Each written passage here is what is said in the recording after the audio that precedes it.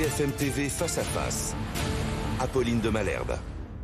Il est 8h32 et vous êtes bien sur RMC et BFM TV. Bonjour Olivier Faure. Bonjour Apolline de Malherbe. Merci d'être à ce micro ce matin, presque comme toutes les semaines, parce qu'en ce moment le feuilleton politique, c'est vous, la gauche, qui déteniez les clés, peut-être d'ici 24 heures un nouveau Premier ministre. Et ça dépend en partie de ce que vous allez dire ce matin, si vous acceptez ou non un certain nombre de deals, si vous proposez des choses qui sont acceptées de l'autre côté. Vous étiez évidemment hier soir avec Emmanuel Macron à l'Élysée pour cette réunion justement de méthode. Une question pour savoir à qui j'ai affaire ce matin. Est-ce que Olivier Faure, vous actez une forme de rupture avec LFI ? Mais je ne vois pas pourquoi vous commencez par là. Moi, je veux d'abord que l'on parle des Françaises et des Français. Pourquoi je dis ça ? Parce que pendant que vous étiez à l'Élysée hier, Jean-Luc Mélenchon vous a exhorté à quitter cette pièce et même à claquer la porte, puisque vous ne l'avez pas fait. Je ne l'ai pas quittée et je ne souhaite pas la quitter. Et je vais vous expliquer pourquoi. Moi, ce que je souhaite, c'est que les Français soient entendus. Je souhaite que la crise politique dans laquelle nous sommes entrés soit une crise qui soit de courte durée. Bien sûr, j'ai voté la censure et je n'en ai aucun regret. Je l'ai fait parce que le budget proposé était un mauvais budget. Mais je sais aussi qu'on ne peut pas passer sa vie à dire non. Il faut aussi parfois avancer parce que quand on a un pays qui est bloqué, c'est d'abord une crise politique, puis en plus, après, c'est une crise économique. Et ceux qui en souffrent, ce sont les Français. Et moi, ma boussole, ce sont les Français, à tout point de vue. Et la première boussole, ce qu'elle nous indique, c'est que, eh bien, ils ont voté le 7 juillet. Et je souhaite un Premier ministre de gauche qui soit ouvert au compromis. Ça veut dire quoi ? Ça veut dire que nous avons eu l'avantage. Les Français nous ont donné l'avantage, mais ne nous ont pas donné une majorité absolue. Ils ont dit qu'il fallait maintenant que le Parlement travaille et qu'il travaille en respectant les équilibres qui sont ceux qui leur ont été donnés par les Français. Donc, qu'est-ce qu'on doit faire ?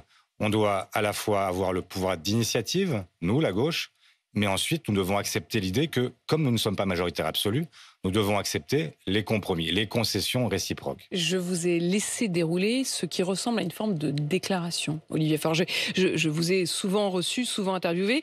Là, j'ai senti qu'il y avait chez vous une sorte de déclaration cohérente dans laquelle vous mettiez tous les points qui vous paraissent essentiels dans le moment qui est le nôtre aujourd'hui. C'est quoi ? C'est une sorte de déclaration de mode d'emploi ? C'est vos lignes, vos limites, vos acceptations ? Oui, c'est ce qui me semble être la solution pour sortir de la crise. Et l'engagement que nous avons pris hier dans ce rendez-vous avec le président de la République, nous avons dit que si nous gouvernions, nous acceptions l'idée de ne pas utiliser le passage en force, le 49.3. Il y a eu trop de 49.3 sur le budget avec Mme Borne, sur la réforme des retraites, toujours avec Mme Borne. Maintenant, c'était le cas aussi avec Michel Barnier sur le projet de budget. Eh bien, il faut en sortir.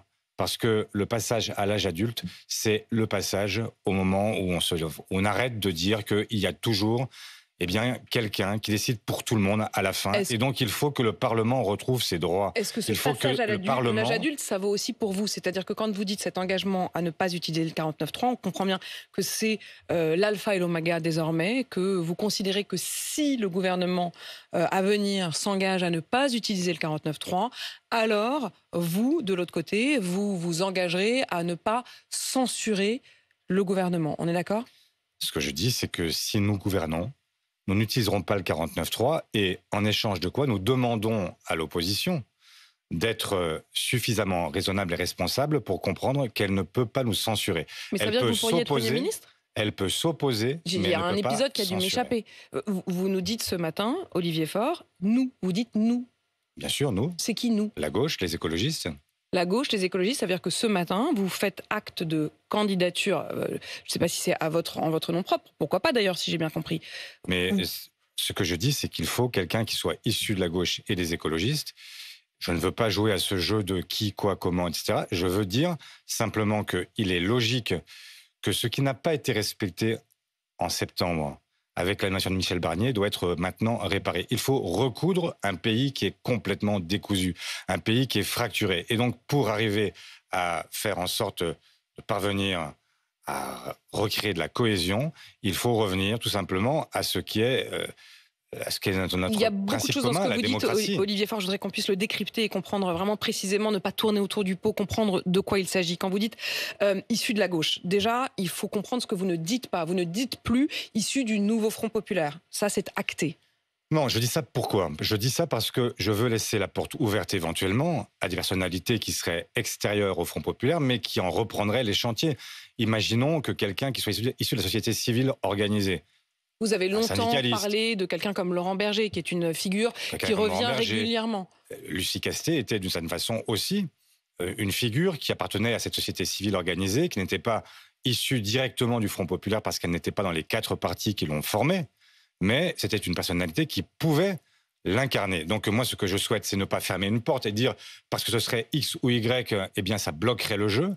Donc je dis que le jeu n'est pas bloqué, mais qu'il faut choisir quelqu'un qui soit issu de la gauche et des écologistes et qui s'engage à mettre en œuvre les chantiers du Front populaire, avec derrière l'obligation pour celui ou celle-là d'aller chercher des compromis au Parlement, puisque nous ne passerons pas en force. Donc nous serons obligés de tenir compte de ce que sera la majorité à trouver. Il y aura obligatoirement, s'il n'y a pas de 49.3, il y a forcément compromis. Il n'y a absolument aucune autre solution possible pour faire passer la moindre loi. Olivier Faure, je reste quand même encore un instant sur cette acception de gauche. Est-ce que de gauche, ça peut être pas de droite? Je pense par exemple à quelqu'un comme François Bayrou, qui était présent hier lors de cette réunion, dont on sait qu'il est une des figures favorites aujourd'hui pour devenir Premier ministre. Est-ce que vous considérez qu'il est suffisamment de gauche ou suffisamment pas de droite? Mais j'ai de l'estime pour François Bayrou. Simplement, il est celui qui a accompagné depuis 7 ans, pas à pas, le Premier ministre. Et ce que nous demandons et ce que les Français veulent, c'est une rupture avec la politique qui a été conduite jusqu'ici. Ils ne veulent pas la continuité. Comment pourrait-on expliquer que nous sommes dans une situation où après 3 votes en 1 mois, européenne, puis 2 tours des législatives. Mais est-ce qu'il serait en mesure, étant un personnage central, c'est toujours défini comme un centriste, est-ce qu'il serait en mesure de créer les conditions de ces compromis dont vous parlez, de ces coalitions? Pas de passion hyper claire. On ne peut pas aujourd'hui donner comme signal la continuité avec cette année passée. Ça n'est pas possible. Il faut évidemment passer à autre chose. Donc ça ne peut pas être François Bayrou pour vous? Ça ne peut pas être François Bayrou. Ça ne peut pas. C'est pas moi qui nomme. Donc peut-être que ce sera lui. Mais moi, ce que je vous dis, c'est que ça n'a évidemment pas le bon choix. Mais si c'était lui et que c'était pas votre premier choix, on l'a bien compris, est-ce que vous accepteriez malgré tout, s'il s'engage, comme vous venez de le dire, à ne pas utiliser le 49.3, à imposer donc des recherches de compromis, à mettre en place, par exemple, une conférence sociale sur les retraites, est-ce qu'alors le dialogue serait en tout cas possible et non rompu? Mais le dialogue, il est toujours possible. Il était même possible avec Michel Barnier, figurez-vous. Nous avons, cherché à entrer en discussion avec lui et c'est lui qui l'a refusé. Nous avons déposé des amendements, nous avons fait voter des amendements et nous avons cherché à chaque étape à lui faire comprendre qu'il était possible d'avancer. Mais vous aviez censuré par avance le gouvernement de Michel Barnier. C'est là-dessus le gouvernement de Michel Barnier pour une raison simple, c'est que nous considérions qu'il fallait que nous puissions adresser au pays un message simple, c'est que la nomination de Michel Barnier était totalement contradictoire avec le vote des Français eux-mêmes. Est-ce que vous censureriez par avance un gouvernement François Bayrou? Mais on n'en est pas là. Vous dites pas que vous censureriez par avance. Mais je ne veux prendre ce matin, je souhaite d'abord savoir. On a compris, ce matin, c'est une sorte de déclaration de principe. Il faudra que nous ayons ensuite une discussion avec celui ou celle qui sera nommé à Matignon, et je souhaite, encore une fois, que ce soit quelqu'un de gauche. Et ensuite, nous verrons quelles sont les conditions dans lesquelles le travail s'organise. Pourquoi je dis ça? Parce que moi, ce que je veux, c'est que, quelle que soit la situation, nous puissions arracher des victoires pour les Françaises et les Français. Le but du jeu n'est pas simplement de dire on veut sauter comme des cabris pour aller à Matignon, pour avoir des ministères, etc. La question, c'est qu'est-ce qu'on fait pour obtenir des victoires maintenant? Moi, je ne veux pas attendre 30 mois pour enfin commencer à se dire que les Français pourront vivre mieux. Et donc, ça veut dire que s'il n'y a pas la mesure essentielle, prioritaire? Tout simplement le pouvoir d'achat. Celui qui est aujourd'hui, c'est l'obsession des Français aujourd'hui. Tout le monde dit qu'il est du côté du pouvoir d'achat, mais chacun avec sa propre méthode. Quelle serait la méthode? Quel serait le point, la décision qui vous paraîtrait prioritaire? Mais il faut faire un effort sur les salaires. Il faut faire un effort sur le SMIC. Il faut faire en sorte que nous ayons une conférence salariale qui permette de revaloriser, y compris les métiers qui sont aujourd'hui sous-dotés, mais je pense aux métiers du soin, les métiers du lien, tous ces métiers qui sont indispensables à la vie collective et qui sont aujourd'hui tellement maltraités. Vous savez que pour celles et je dis celles parce que ce sont souvent des femmes, qui accompagnent les enfants handicapés dans les écoles, elles sont payées 800 € par mois. Est-ce que c'est possible encore longtemps? Est-ce qu'on accepte ça? La réponse devrait être pour tout le monde, non. Donc effectivement, premier sujet, les salaires, le pouvoir d'achat, faire en sorte que les Français puissent vivre mieux et quand ils travaillent, qu'ils puissent vivre de leur travail. Donc j'essaie de prendre les choses point par point. On a bien compris, la première chose, c'est s'engager à ne pas utiliser de 49.3. C'est un changement fondamental de méthode. Fondamental. Idéalement, un Premier ministre issu de la gauche, les salaires en priorité. Une question sur au nom de qui vous parlez aujourd'hui, Olivier Faure. J'ai bien entendu que vous disiez socialiste ou écologiste. Est-ce que ça veut dire que communistes et LFI de fait qui n'étaient pas là hier, mais les communistes étaient avec vous hier.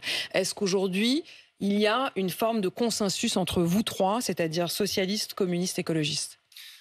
Mais il y a une volonté, effectivement, de ces trois formations politiques d'avancer et de chercher une solution, parce qu'on ne peut pas rester dans la situation actuelle et qu'on ne peut pas être simplement le front du refus. On doit être aussi le front qui permet de faire avancer et qui donne au pays, même, j'allais dire, de l'enthousiasme. On ne peut pas vivre avec cette espèce de sinistrose permanente, avec le sentiment que tout peut s'écrouler à tout moment. Non, il faut viser, au contraire, une forme d'emballement général, faire en sorte que l'économie reparte, qu'on ait des gens qui se disent que le plafond de verre au-dessus de leur tête n'est pas tellement bas qu'ils ne pourront plus avancer. Il faut que les gens se disent qu'à nouveau, la France est un pays qui est j'allais dire en marche. Non, pas en marche, parce que ça a déjà été utilisé. Je vous aurais fait la remarque, mais vous vous êtes arrêté avant. C'est un pays qui doit en tout cas retrouver son lustre et qui doit retrouver aussi sa confiance en lui-même. On sent que c'est un vrai changement d'attitude, Olivier Faure, et pour vous avoir reçu régulièrement ces dernières semaines, précisément parce qu'on sentait que les choses bougeaient, changeaient parfois de jour en jour,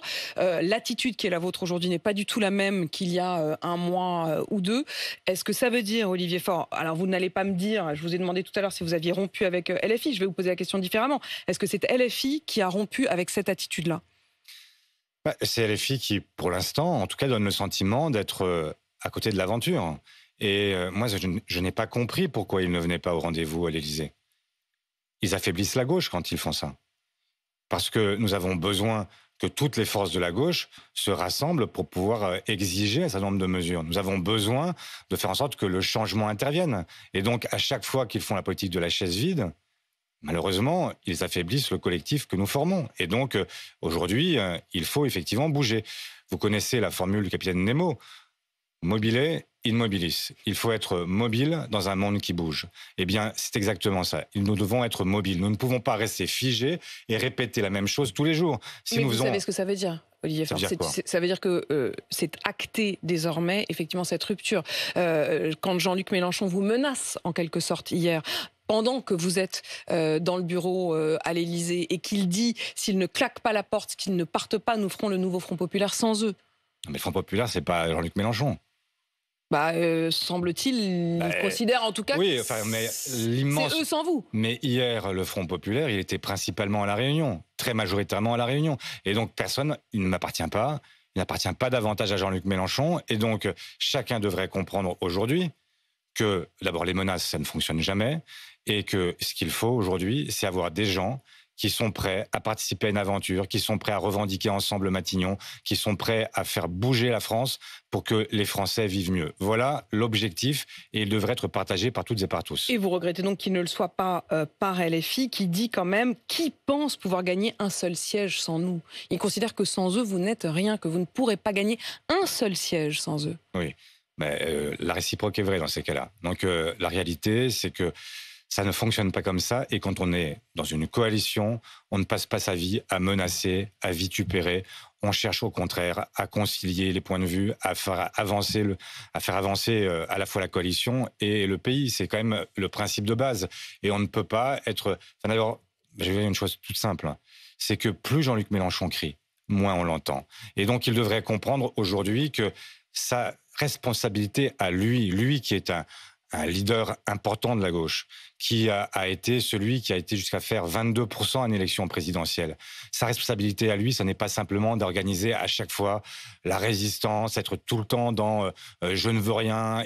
Non, il faut qu'il soit celui aussi qui avance, qui propose et qui, parfois, accepte aussi les compromis.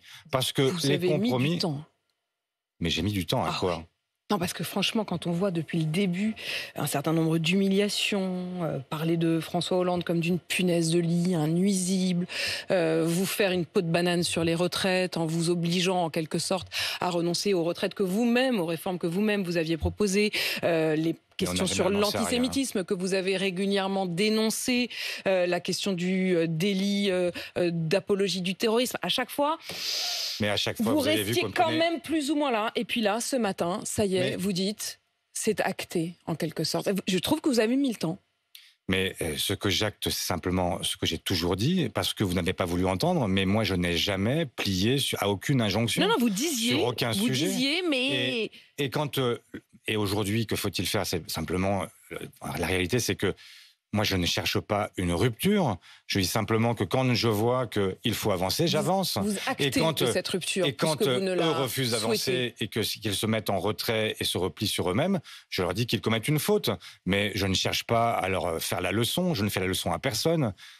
Je suis simplement en train de dire que, à un moment, la responsabilité que nous avons, c'est celle du pays. Et que comme nous aspirons à gouverner, quand cette possibilité existe, il faut la saisir. Il ne faut pas dire « j'attendrai plus tard la présidentielle », etc.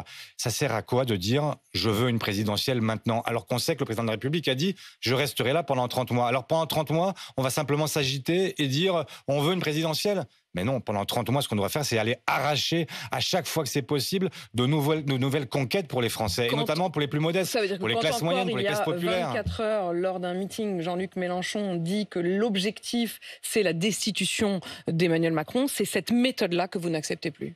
Mais tout le monde sait que la destitution, elle est inaccessible. Il faut 2/3 de l'Assemblée, 3/5 même, et pareil pour le Sénat. Tout le monde sait que ça n'arrivera pas. Donc pourquoi se figer sur une revendication qui n'a aucune chance d'aboutir? Comment obtenir une démission d'un président qui ne veut pas démissionner? Ça n'a aucun sens. Donc ce qu'il faut maintenant, c'est utiliser ces 30 mois, qu'ils soient utiles pour les Français. Si on peut aller arracher de l'argent sur le SMIC, on le fera. Si on peut arracher la réforme des retraites, on le fera. Si on peut aller arracher les services publics qui marchent mieux, l'hôpital, l'éducation, la sécurité, si vous ne pouviez effectivement, arracher il faut... qu'un morceau de tout cela. C'est-à-dire, est-ce qu'effectivement le compromis, c'est aussi l'idée, on avait entendu Jean-Luc Mélenchon, encore lui, qui effectivement à 20h02 le soir du deuxième tour avait dit c'est tout le programme, rien que le programme et l'intégralité du programme. Ce que vous nous dites aujourd'hui, c'est si on peut arracher déjà des morceaux du programme, ce sera bien. Mais ce que Jean-Luc Mélenchon dit à 20h03 le 7 juillet, il sait très bien que c'est impossible. Et d'ailleurs, les courriers que nous avons adressés collectivement, tout le NFP, pendant l'été, le 12 et 22 août, c'était de dire que de toute façon, nous n'étions pas majoritaire absolue et qu'il faudrait faire des compromis. Et donc cette logique-là, dans un premier temps, il l'a eue. Et pourquoi aujourd'hui y renoncer? Pourquoi dire aujourd'hui que les compromis sont impossibles? Bien sûr que les compromis sont obligatoires. Ça veut dire, Olivier Faure, que si vous pouvez avoir une partie de ces compromis-là, une partie de ces réformes que vous souhaitez, ce sera déjà bien. Quelle serait la priorité des priorités? Est-ce que, encore une fois, s'il y a une conférence sociale sur la réforme des retraites, avec peut-être une amélioration de cette réforme, sans pour autant une abrogation, pour vous, ce sera déjà pas mal? Mais tout ce qui est bon à prendre, je le prends. Mais simplement, ce que j'ai dit sur les retraites. Moi, je souhaite l'abrogation de la réforme Borne parce que c'est une réforme injuste et qu'elle pèse d'abord sur ceux qui ont des carrières longues, sur les femmes, sur ceux qui ont eu des métiers pénibles. Et donc, je souhaite qu'on puisse parvenir à l'abroger. Simplement, ce que je sais aussi, c'est que d'ici 5 ou 6 ans, il faudra trouver 15 milliards par an pour financer notre système. Et donc, je ne suis pas pour faire, là aussi, le grand coup de balai sans solution. Je suis pour les solutions. Et donc, je dis quoi? Je dis qu'il faut commencer par geler la réforme des retraites. Ça veut dire quoi? Ça veut dire que les Français qui, aujourd'hui, voient leur âge de la retraite reculer, ceux-là pourront partir comme c'était prévu avec la réforme Touraine, à 62 ans. Mais, dans l'intervalle, il faut qu'on puisse avoir une conférence de financement. Donc, on réunit autour de la table les partenaires sociaux, le patronat, les partis politiques et faire en sorte de pouvoir avancer. Qu'est-ce qu'on fait à ce moment-là? On trouve un mode alternatif pour financer nos retraites. Une fois que ce mode de financement est trouvé, et nous avons déjà des solutions à suggérer, eh bien, à la fin de ce processus, on abroge la réforme Borne et ainsi la boucle est bouclée. Mais ça veut dire que dès le démarrage, eh bien, les gens qui étaient aujourd'hui victimes de cette réforme Borne seraient en réalité épargnés. Donc voilà une solution qui permettrait de mettre tout le monde d'accord. Tout commencerait par un gel de la réforme des retraites. Une question encore, vous vous êtes vu autour d'Emmanuel Macron hier. Est-ce que vous souhaiteriez vous voir les uns et les autres sans le président pour justement commencer à en parler avec François Bayrou, avec Gabriel Attal, avec les écolos, avec les communistes, avec les LR? Est-ce que vous pourriez discuter tous ensemble? Oui, bien sûr, et il le faudra. C'est ce que Boris Vallaud avait proposé il y a 15 jours. C'est que toutes ces forces-là puissent à un moment se parler. Le RN est démonétisé si vous êtes dans cette attitude-là. Mais il ne absolument. peut plus avoir le pouvoir de censurer. Le grand acquis que nous avons obtenu par notre démarche, c'est de mettre à l'écart le RN. Et c'est en cela aussi que nous avons été fidèles au Front républicain. Toutes celles et ceux qui, de droite, ont pu voter pour des candidats de gauche et qui s'interrogeaient, etc.